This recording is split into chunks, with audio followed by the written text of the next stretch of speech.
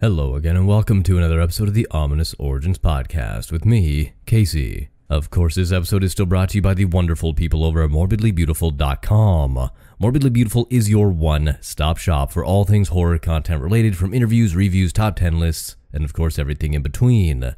Don't forget to check out their extensive library of podcasts, of which I have another one.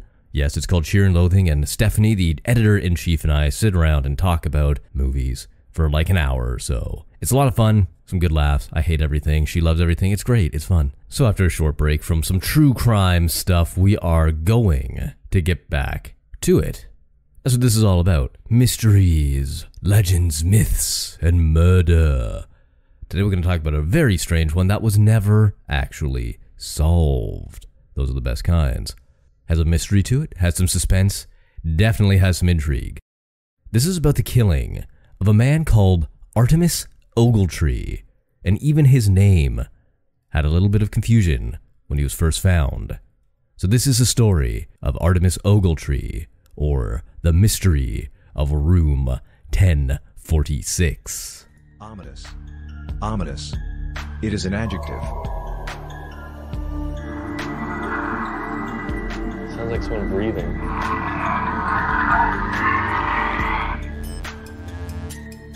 Ominous. Naturally, before we start, we should really just check in on just to see who Ogletree was. Well, he was a Florida man born in 1915. Yes, this is a long time ago. Over 100 years at this point. He was one of 3 kids.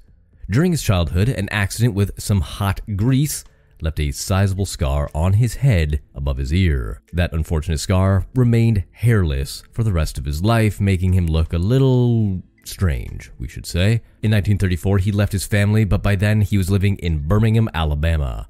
He decided to hitchhike to California. He did keep an update on his progress by mail, and his family did wire him money from time to time. So that's all about Artemus. Now, I said there was a little bit of a mystery surrounding his name as well. Well, that comes from the name he checked into at a hotel. The Hotel President in the Power and Light District of Kansas City, Missouri, supposedly on his way to California. So what does it have to do with anything? Well, we'll get to that. But let's just talk about that hotel stay, as it was one of his last. Now, it was early afternoon on January 2nd, 1935, when Ogletree walked into the Hotel President in Kansas City, Missouri.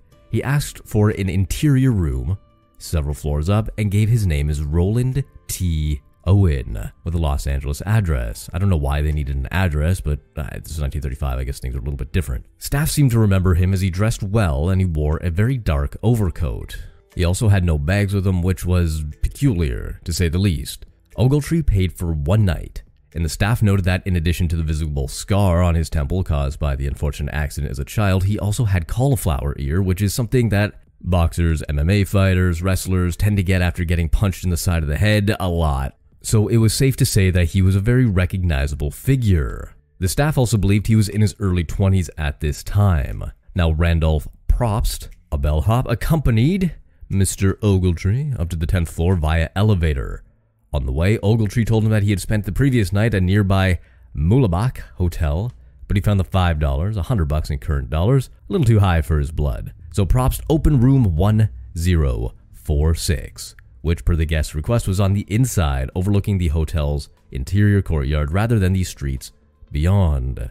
The bellhop continued to watch as Ogletree produced a toothbrush, hair comb, and other toiletries from the pocket of his overcoat. He said that was the extent of his unpacking. After Ogletree put those items above the sink, he and Probst left the room. The bellboy returned to lock it and gave Ogletree the key. After returning to the lobby, he saw Ogletree leave the hotel. A short time afterwards, Mary Soptig, one of the hotel maids, returned from a day off to work in the afternoon shift. She went into room 1046 and was surprised to find Ogletree there, since the previous night a woman had been in the room. She apologized, but he said she could go ahead and clean the room anyway. While she did, she noticed that he had the shades drawn and only left a very dim lamp on. This would remain the case when she encountered Ogletree in the room on several other occasions during the day, saying, quote, he was either worried about something or just straight up afraid. She told all this to the police, including his preference for very dim or even low light. After she had been cleaning for a short while, Ogletree threw in his overcoat and just left the room, but not before asking if Soptic would leave the door unlocked as he was expecting some friends, which is a little suspect considering we all know what happened to him a short time later. Soptic did as she asked, and at 4 p.m. she returned to the room with freshly laundered towels, and inside the room it was dark. She saw Ogletree lying on the bed, fully dressed. Visible in the light from the hallway was a note on his bedside table that read, "Dawn, I will be back in 15 minutes. Wait." Fast forward one day to January 3rd. The next morning, Soptic returned to the room, that mysterious room 1046, around 10:30 a.m. The door was locked, which led her to assume that Ogletree was out since it could only be locked from the outside. But when she opened it with her own key, Ogletree was present, sitting in the dark, just where he had been the previous afternoon. The phone rang and he answered it. "No, Dawn, I don't want to eat. I'm not hungry. I just had breakfast. I'm not hungry at all," he said. Still holding the phone, Ogletree asked Soptic about her job as she cleaned. He wanted to know if it was her responsibility for the entire floor and if the president was residential. He repeated his complaint to the Macbeth exorbitant rates, after which she finished cleaning and left. Again at 4 p.m. Soptic returned with some fresh towels, and inside room 1046 she could hear two men talking, so she knocked this time. A voice she described as loud and deep. Probably not Ogletree's, asked who it was.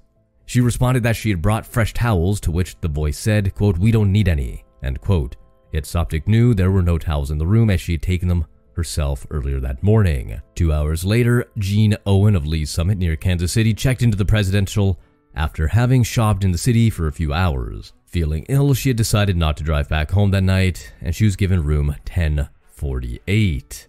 Her boyfriend, who worked in the flower shop in the city, came to visit her at 9:20 p.m. and stayed for 2 hours. Later that night, she told police she heard men and women talking loudly and profanely all over the floor. Jean was not the person to note unusual late-night activity on the president's 10th floor. Elevator operator Charles Blocker, who began his shift at midnight, reported that he was fairly busy until 1:30 a.m. After that time, most of the hotel quieted down for the night, except for a loud party in room 1055. Blocker recalled one visitor in particular, a woman he had seen at the hotel visiting male guests in the room on other occasions, and thus believed her to be a prostitute. A conclusion shared by the other hotel staff who were familiar with her.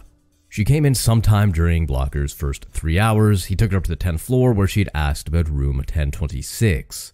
5 minutes later, the elevator was summoned there again. It turned out to be the same woman who expressed puzzlement that her client was not in room 1046. She said he had called her on previous visits with him and had always been present. She wondered if, in fact, it was room 1024, since she could see through the woman's transom window that the light was on in there. She remained on the floor after that conversation. A half hour later, Blocker got another signal to take the elevator back to the 10th floor. The woman was once again waiting, and he took her down to the lobby. An hour later, he took her and a different man to the 9th floor at 10:45 a.m.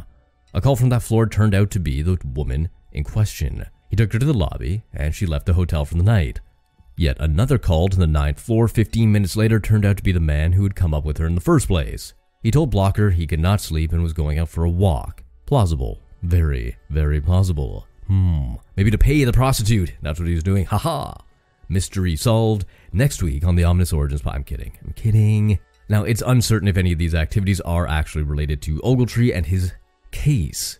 He may or may not have been at the hotel earlier that night. At 11 p.m., Robert Lane, a city worker on the 13th Street near Lydia Avenue, saw a man dressed in only an undershirt, pants, and shoes run into his path and flag him down. When Lane stopped, the man apologized, saying he had mistaken Lane's car for a taxi. The man still asked if he could take him somewhere because this is 1935, and that's just what you did back in the day.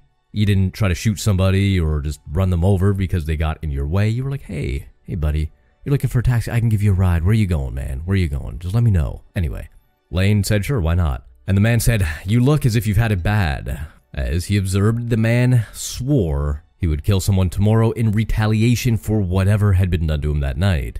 In the mirror, Lane saw a deep scratch on the man's arm. He also noticed that he was cupping his arm, possibly to catch blood from a more severe wound. At the nearby intersection of 12th Street and Troost Avenue, where taxi drivers often waited for fares during the overnight hours, Lane stopped and let out the man. The man thanked him, got out, and honked the horn of a taxi parked nearby. drawing a driver from a nearby restaurant, after which Lane drove away. After Ogletree's death, Lane went to view the body. He saw the same scratch on his arm and went to the police, telling them that he believed Ogletree had been the man he picked up. Now let's jump to January 4th, and at 7 a.m., a new switchboard operator, Della Ferguson, came onto shift.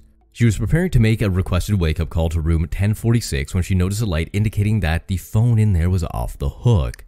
Props, who had led Ogletree there 2 days earlier, was once again on shift and drew the assignment to go check on room 1046. The door was indeed locked, with a do not disturb sign hanging from the doorknob. After several loud knocks, a voice from inside told him to enter. However, he could not, as the door had been locked. The same voice told him after another knock to turn on the lights, but he still couldn't enter. Finally, Props just shouted through the door to hang up the phone and left. Props told Ferguson that the guest in room 1046 was probably drunk and she should wait another hour or so. At 8:30 a.m., the phone had still not been hung up. Another bellboy, Harold Pike, was sent to the 10th floor, and the do not disturb sign was still on the door, and it was still locked. However, Pike had a key to let himself in. Inside the room, he found Ogletree in the dark, lying on the bed, naked, apparently drunk. The light from the hallway showed some dark spots on the bedding, but rather than turn on the light, Pike went to the telephone stand where he said he saw the phone had been knocked to the floor. He put it back on the stand and replaced the handset. Shortly after 10:30 a.m., another operator reported that the phone in 1046 was once again off the hook. Again, Props was sent to the room to see what was going on, and the do not disturb sign still remained on the door. This time he had a key, and after his knocks drew no response, he opened the door and found Ogletree on his hands and knees about 2 feet away from him with his head bloodied. Props turned the light on, put the phone back on the hook, then noticed the blood on the walls of both the main room and the bathroom, as well as on the bed itself. Naturally, Props went downstairs immediately to get some help. He returned with the assistant manager, but when they did, they could only open the door 6 inches as Ogletree had in the interim fallen to the floor. Eventually, Ogletree got up when the 2 hotel employees were able to enter the room. Ogletree went to go sit on the edge of the bathtub. The assistant manager called the police, and they were joined by Dr. Harold Flanders of the Kansas City General Hospital. Ogletree had been bound with a cord around his neck, wrist, and ankles. His neck had further bruising, suggesting someone had been attempting to strangle him. Now, this is where shit gets really weird, as he'd been stabbed more than once in the chest above the heart. One of these wounds had actually punctured his lung. Blows to his head had left him with a skull fracture on the right side. In addition to the blood Props had seen, there was some additional spatter on the ceiling. He was still alive, keep in mind, at this point, and Dr. Flanders cut the cords from Ogletree's wrist and asked him, well, naturally, who the fuck did this to you? Ogletree just said nobody. Nobody. Did himself, apparently, I don't know. He was then naturally asked what caused the injuries, and he said he had fallen on his head on the bathtub. The doctor asked if he'd been trying to kill himself, and after saying no, Ogletree naturally lost consciousness and was taken to the hospital. He was completely comatose by the time he arrived and died shortly after midnight on January 5th. Now, I do think that's a good spot to leave it, because we get to the investigation next, and we'll do that next week on the Ominous Origins podcast. There's still quite a bit to go, and there's still quite a bit of mystery to be had. So I left you with just a little bit of a tantalizing tickle tease. Alliterations are fun. And we'll look at the rest of it next time.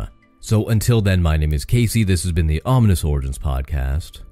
And if you like what you heard, please feel free to leave a 5-star rating on Spotify. You can do so on the mobile app. All you have to do is listen for 30 seconds and then hit that little 5-star button. If you do, let me know. Contact me on social media or wherever you want. Social media is the best way to do it, and I'll give you a shout out. You can still leave reviews on iTunes or Apple Podcasts as well, so if you want to do it that way, go for it. Any 5-star reviews still get a shout out on the show. Follow me on social media, on Twitter at HorrorShotsProd, on Instagram at OminousOriginsPod, and on Facebook at HorrorShots, which is still blown up for some reason, so thank you to everybody who left a like on that page. So next week we will wrap up the murder of Artemus Ogletree. Until then, have a good one.